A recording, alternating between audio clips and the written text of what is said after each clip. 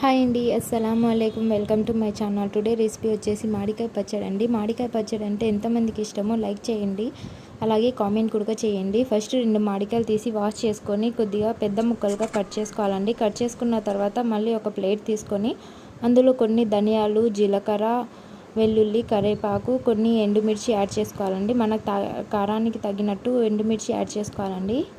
Brown colour వచ్చే వరకు fry చేసుకోవాలండి. ఫ్రై చేసుకొని ప్లేట్లోకి తీసుకోవాలి. ప్లేట్లోకి తీసుకున్న తర్వాత రోల్లో వేసి బాగా దంచుకోవాలండి. మెత్తగా దంచుకోవాలి.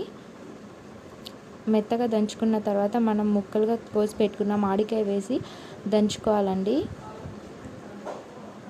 కొద్ది ముక్కలుగా దంచుకోవాలండి. అప్పుడే టేస్ట్ అయితే చాలా బాగుంటుంది. వీడియోలో చూపించినట్టుగా దంచుకోవాలండి. కొన్ని వేసి దంచుకోవాలి. అన్నీ ఒకటేసారి వేసుకుంటే సరిగ్గా మెదగవండి.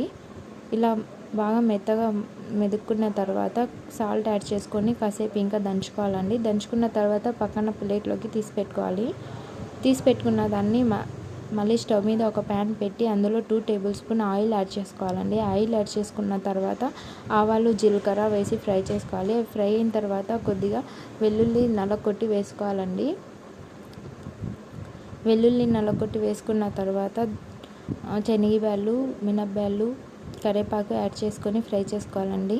ఫ్రై చేసుకున్న తర్వాత ముందుగా మనం దంచి పెట్టుకున్న పచ్చడి యాడ్ చేసుకొని కాసేపు ఫ్రై చేసుకోవాలండి.